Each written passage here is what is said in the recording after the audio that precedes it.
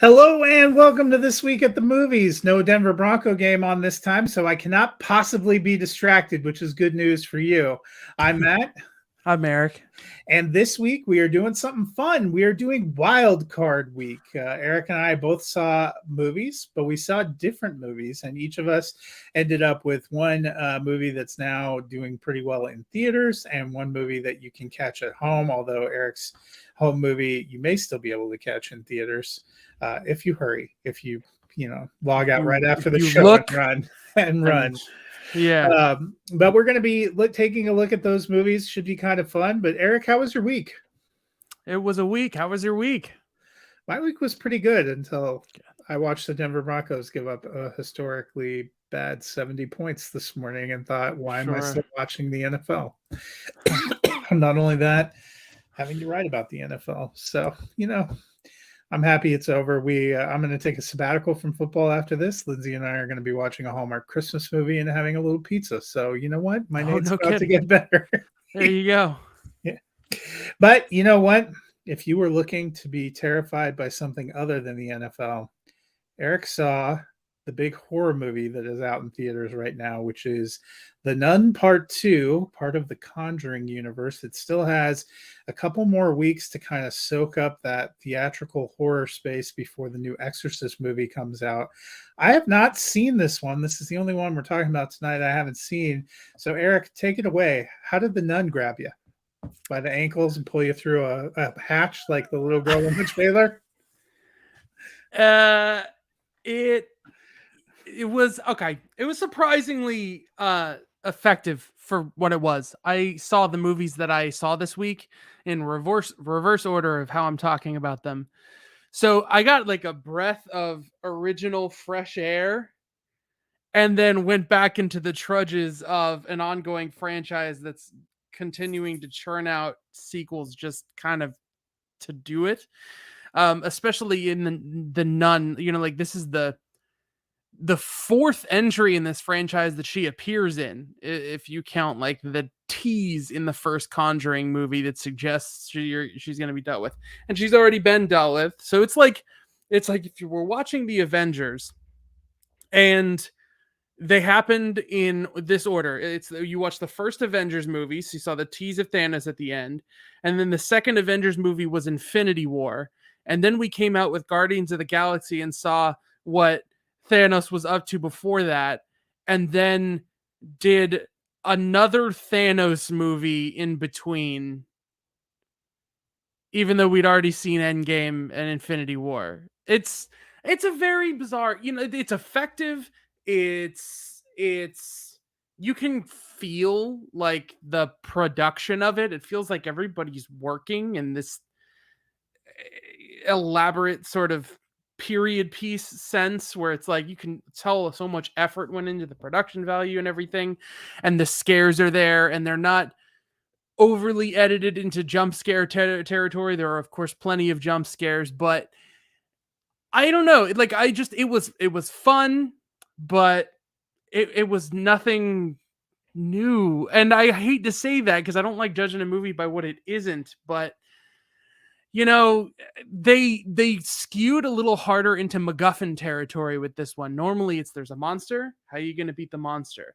Now it's there's a monster and a MacGuffin that the heroes could find to beat the monster. And so it actually skewed a little more franchise formulaic than other ones, even though there might have been a little bit more going on. I actually am giving it a mild one thumb up. It's like a weak lifted, like one thumb up. I was better than I think the first Nun movie, but still raises the same questions of like, why are we here? Like, there's these loose, there's these loose answers of the suggestion of religious sort of not mythology, but like history and the idea of like fallen angels and the idea that we're getting into the lore of what motivates demons and supernatural creatures to do what they do. And so the idea is that every time you go down one of these avenues and something that is conjured in the Conjuring universe, you dig a little deeper into that core of like what originates evil.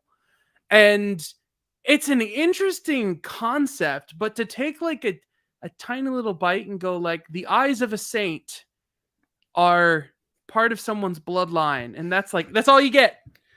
You get an hour and a half, hour and 40 minutes, actually an hour and 50 minutes, I think, but that's all you get.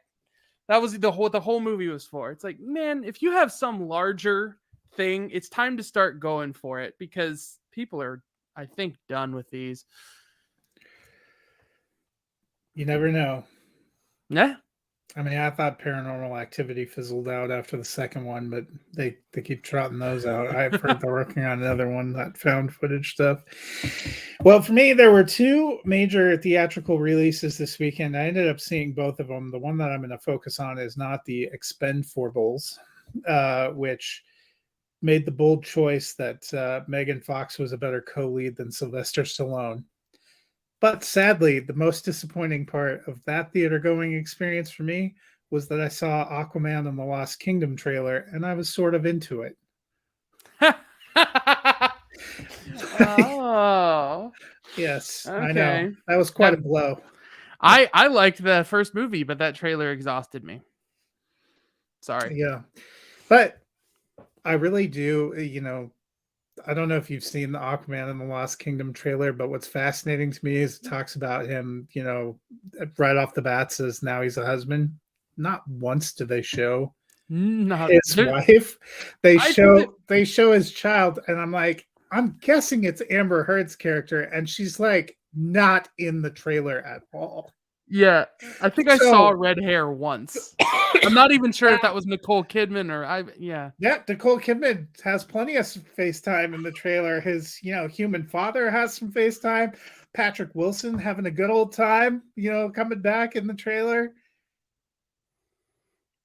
I mean, they start out by telling you it's so important he's become a husband and a father. And I was like, oh, did he marry somebody else? No.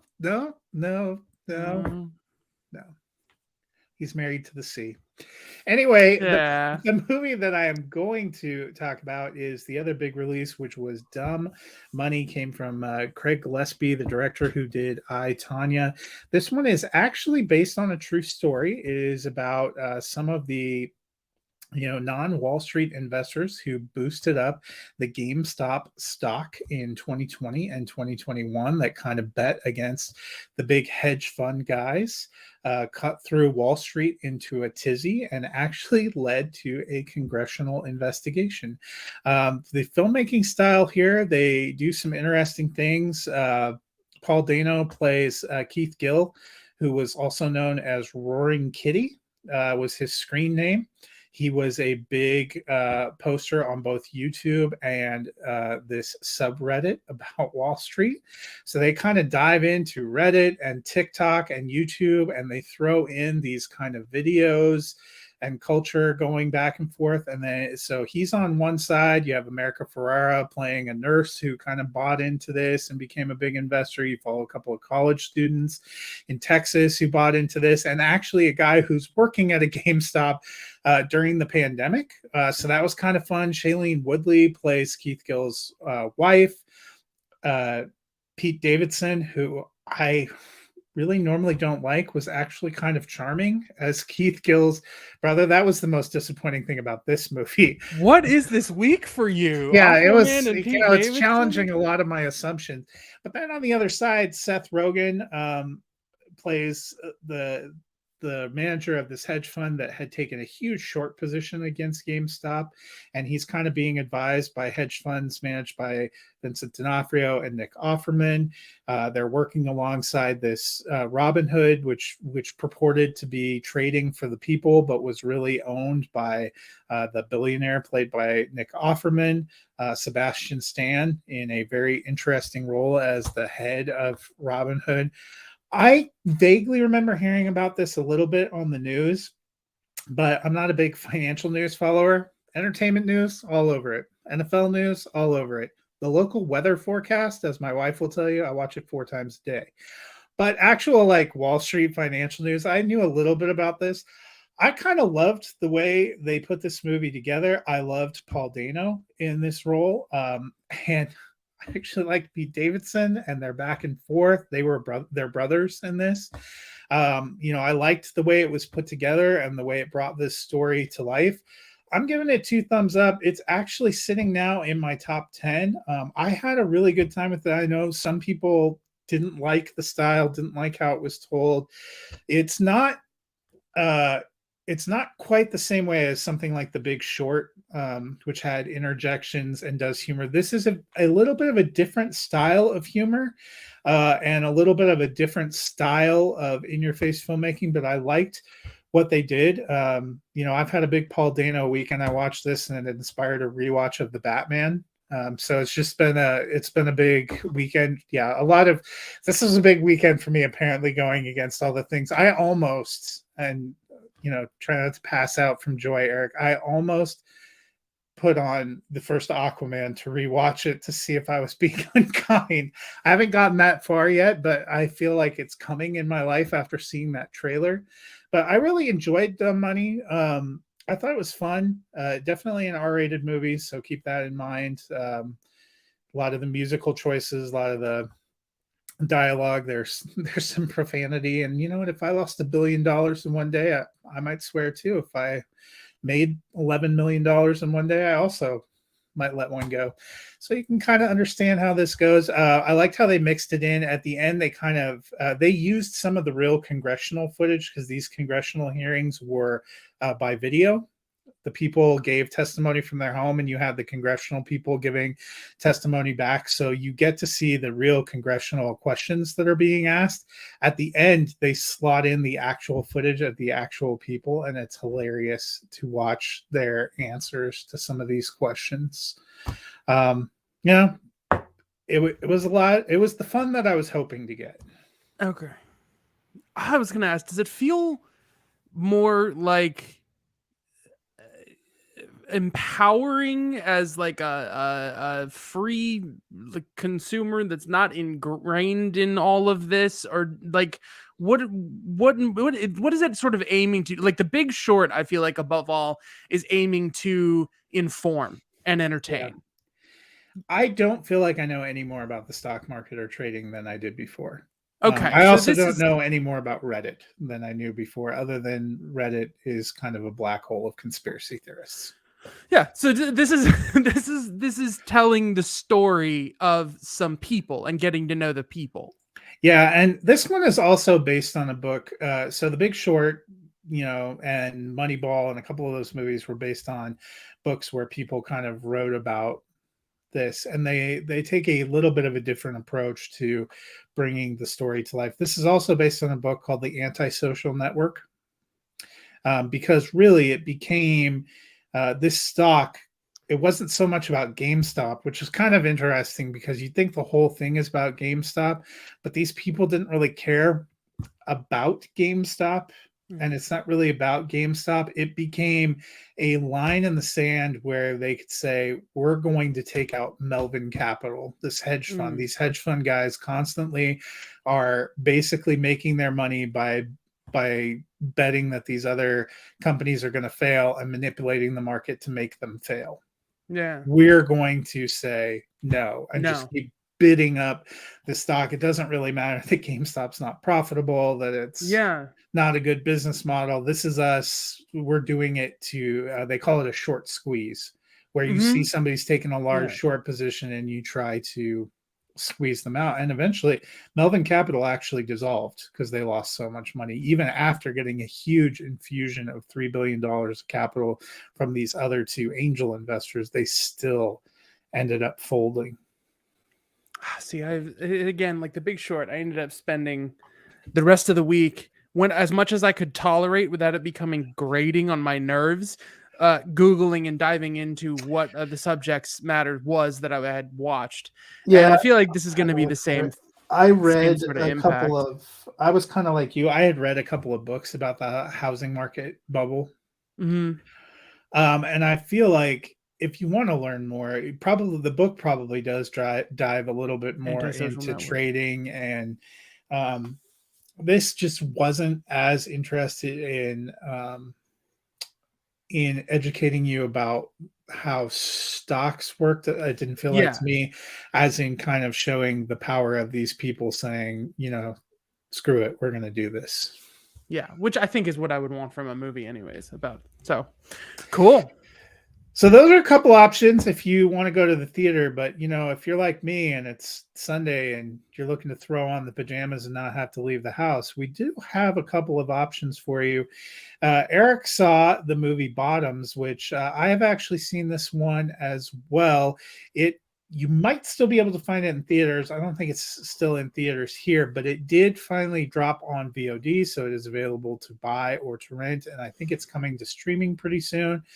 A little bit of lighter fare than your first film, Eric. How did this one grab you? By the throat in the best way possible.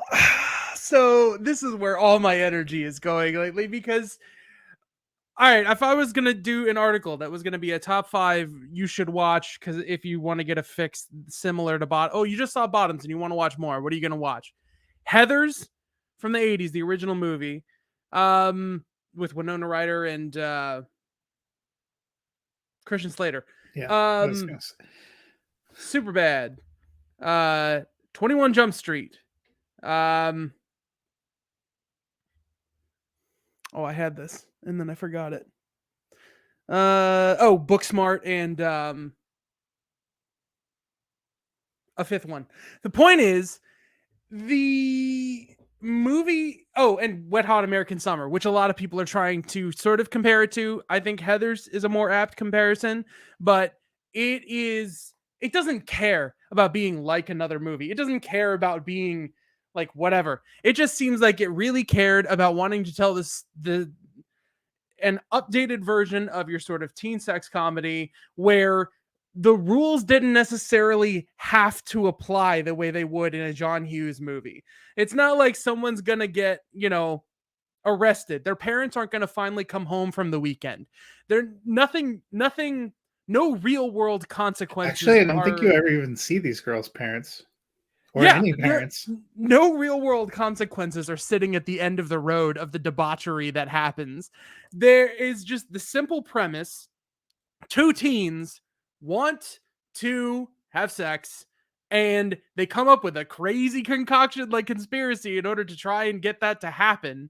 And the context happens to be a fight club, which turns the story in a wildly different direction that lets so many different characters that would normally just be stock background characters kind of come to life and breathe and find their own way. I mean, there's still a sort of basket case character that likes to blow things up. Like, it's just taking that stock character and blowing it to the extreme. And then you have the cheerleader character that one of the teens thinks is out of their league, but they're going after anyways. And that sort of thing plays out, but that cheerleader is like martial arts to deathing football players on a bloody like battlefield by the end of the movie. Like, it was just from the beginning of the movie, the characters are talking, and I think I know where the movie is going. And then by the time they try and get out of trouble by saying, "Oh no, they were just starting a fight club," and the school says, "Okay, have a fight club," I was kind of like, "What? Like, is this movie actually bad? Is it just like they're like out of touch with reality?" But no, it just doesn't care. It has every right to, and it was fantastic for doing that. To just be like, no, they just say it's like I have extremely nerdy ways of explaining this, and I have traditional ways, and I'm just going to stick to traditional for now. But the point is, they just get away with rolling with the punches, and everyone in the movie is saying, "Oh yes, do this next thing." And every time somebody introduces a new element, whether they had that information or not, everyone's just like, "Oh, we know that now. That's true now. Let's roll with that." It's like an improv movie that has like a standard movie backbone. And I liked every performance in the movie all around. Anyone that felt like they were uncomfortable, felt like it was supposed to make me uncomfortable.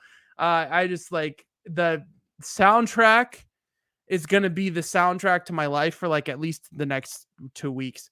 The movie goes hard in the in all the best ways. Oh, 2 thumbs up. So I saw this one when it came out. It came out Labor Day weekend. This is what I saw instead of the Equalizer 3. I did end up seeing the Equalizer 3, and I swear this month you've either gotten some like weird indie comedy gems or just outright violence. Yeah. Or And this horror, one I both. guess. Yeah. But Io Adibri and Rachel Sennett, who are the leads here, have been friends and collaborators for a while. They did an online comedy series. And then Rachel Sennett was a co-writer here with the director Emma Seligman. They actually teamed on a movie called Shiva Baby, which came out, which I think is on Max. That is a similar kind of feel at times, uncomfortable comedy. So they have a good pairing here. I don't think there's any way to prepare for this. It was completely unlike anything I'd seen or anything I expected. I really enjoyed Marshawn Lynch as their teacher. Yeah. It was like so unbelievable. And some of the things he says at one point, it's like, I don't think you're supposed to say that. Say that. And he thinks she means I love politically, that and she's speech. like, no, I mean as a teacher, since we're students. Yeah.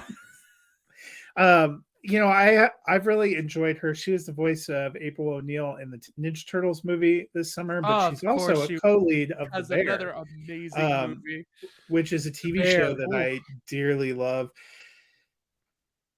I thought this movie was weird and kind of interesting, and then we hit the third act, and that kind of sold it for me a little bit. Again, nothing you've ever seen, nothing you could be prepared for. Sort of defies explanation and description, so we won't even try. I gave it a solid thumbs up. I had a good experience kind of watching it. It's definitely unique.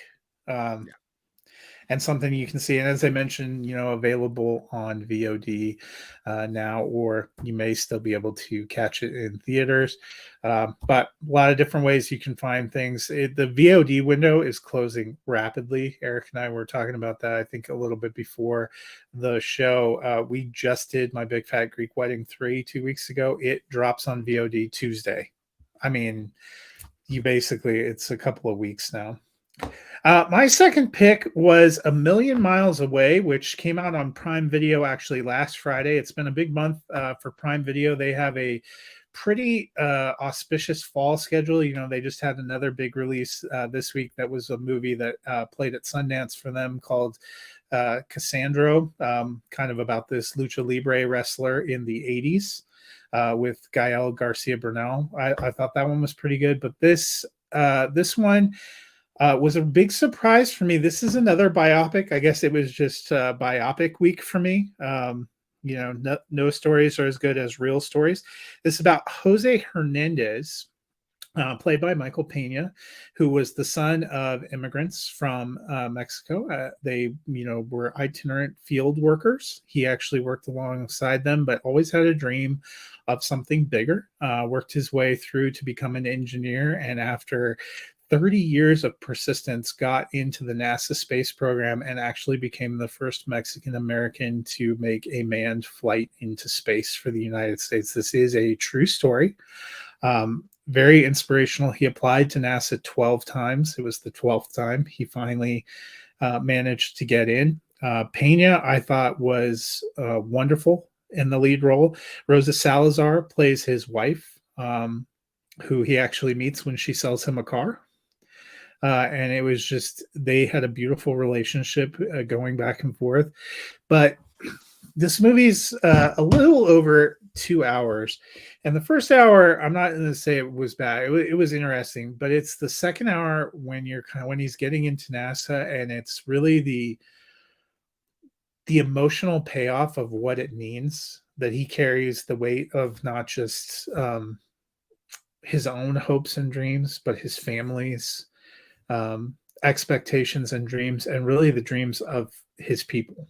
And there are just some I'm getting choked up just thinking about it. There are some incredibly emotional sequences. In one spot, one of the teachers that he had when he was a little boy, when he drew this picture that said he wanted to be an astronaut, and a teacher who was one of the first to like advocate for him with his parents that he needed stability for his education and his potential, brings him that picture. And visits him as he's about to head off into space, and some of the moments with him and his father, and his cousin plays a huge role in his life, and ends up doing it in memory of him. It was just a really beautiful and powerful story. It is also actually in my top 12 for the year now. Made it in there. I loved Pena's performance, and I loved the emotional depth. I hope tons of people go and find this on Prime Video. Prime Video does a good job of putting a lot of them with at least a limited theatrical run. I don't even really remember seeing this one get a theatrical run, but it is definitely worth going and checking out. I thought Michael Pena and Rosa Salazar were great, and it's just a really emotional and beautiful story, and even better because it's a true story. We've seen a couple of true stories, I think, this year of Hispanic people who have pulled themselves up. One came out during the summer, kind of about the guy that worked his way from being a janitor to introducing flaming hot chips at Frito-Lay. I thought that was great for Hulu. That kind of came out in the middle of the summer, Flamin' Hot. You can still find it on there. I thought about that a lot as I was watching this story of A Million Miles. And I'm just one of the best things about the proliferation of content streams and the available ways to see films is you're getting so many of these diverse stories are getting a chance to get out there and to get seen somewhere. So if you have Prime Video, please check this one out. I give it 2 thumbs up. Cool. So fit a lot of different movies here, a lot of different range. We gave you a horror movie, kind of an interesting drama, a pretty wild comedy, and a beautiful film you could actually watch with your family. Yeah. I would not watch the first 3 with your small children, but you know what? That last one, fire up Prime Video. Yeah. You could probably get that one done. But it kind of just shows you, it's been September sometimes is a weird month because there aren't like major tent poles all over the place, but you get a whole proliferation of films. A lot of interesting stuff is coming, and we'll have that too as we end the month next week with a fascinating film called The Creator, which is dropping next week from both the director and screenwriter of Rogue One, featuring John David Washington. But like the only category we don't have this week is sci-fi. Well, we do have space because he does end up going to space. Yeah, that's true. A Million Miles Away. And we never know what trailer for a movie that I've been out on I'm going to see this next week that's going to completely change my opinion. I'm going to have to stop making fun of Aquaman 2 on Twitter or X or whatever we're calling it. Pretty soon they're going to charge us to be on there, so I won't be able to make fun of anything anyway. But yeah, I'm not going to do that. Do you have any other shout outs before we get out of here? This week a weird thing that I did was kind of revisit the highlights and pitfalls of Warner Brothers.